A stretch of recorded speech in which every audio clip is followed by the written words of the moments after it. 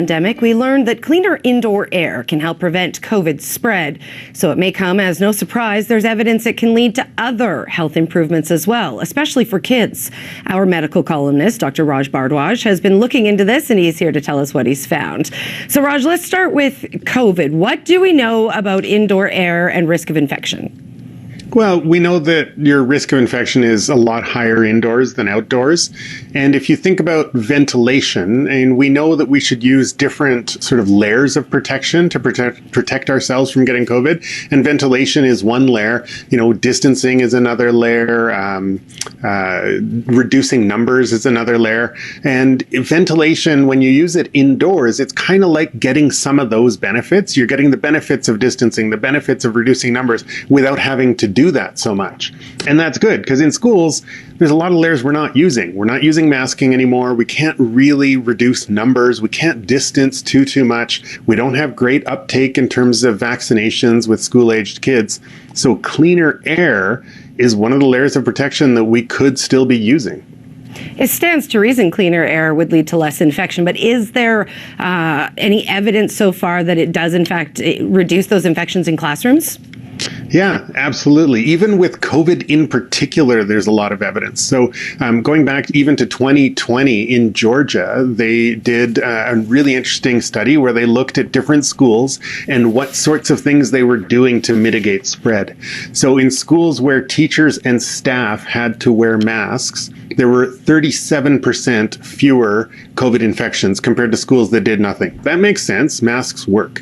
In schools where they just improved air quality, there were 39% fewer infections. And when they broke that down, when they looked at the schools that all they did was increase fresh air intake, there were about 35% fewer infections. And schools that did that plus added air filtration with HEPA purifiers, there were 48% fewer infections. So they lowered the infections by half just by improving air quality. No masks, no extra cleaning, no smaller class sizes. And that's a really big bang for your buck when it comes to kids' health, not to mention the knock-on effects of, the staff were less likely to get infected. Parents then would be less likely to get infected too. All right, so COVID aside, what about in the more broad sense? Are there other health benefits to cleaner air other than fewer infections?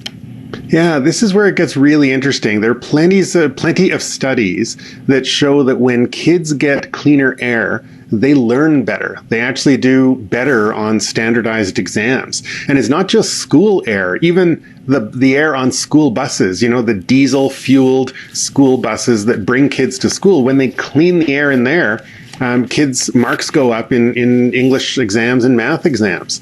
So, again, there's plenty of evidence for the health benefits and for the cognitive benefits of cleaner air for kids and, for adults. Same thing happens in factories and offices. When we clean air, adults perform better. So if individuals or schools or even parents wanted to do something to improve the air in their schools or classrooms, any suggestions for them? Yeah, the perfect thing to do would be to start with a full heating, ventilation, air conditioning assessment, HVAC assessment by professional engineers, air quality experts. But the problem is that's the perfect thing to do. It's really hard to do, and then you'd have to go classroom by classroom saying, well, how do we improve it in this classroom? Well, what about this classroom? It's different. So remember, there's that saying that perfect is the enemy of good. And I think a lot of schools get paralyzed by the fact that they can't be perfect, so then they don't do anything. And I think that we need to still do good. And there's basically two ways to improve air quality. One is that you can let more fresh air into the room. So you can do that by cracking windows open or increasing the HVAC settings so it's pulling in more fresh air. And then secondly, you can clean the air, and you can do that with HEPA air purifiers. Now, those can be expensive, but you can make your own, and they're really easy to make. It's a fun craft project. Basically, you get a box fan, you get 4 furnace filters that are rated MERV 13, and you get some duct tape. And you make a big cube of these things. I went to a hardware store's website and I actually put in MERV 13 in the search bar, and a bunch of furnace filters came up.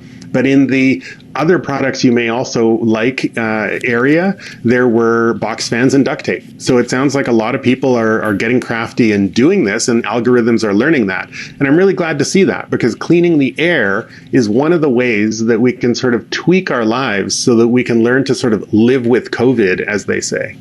All right. Sounds like a really interesting project. I have a teenage son who I think could make us a HEPA filter. Thanks so much for this, Dr. Raj.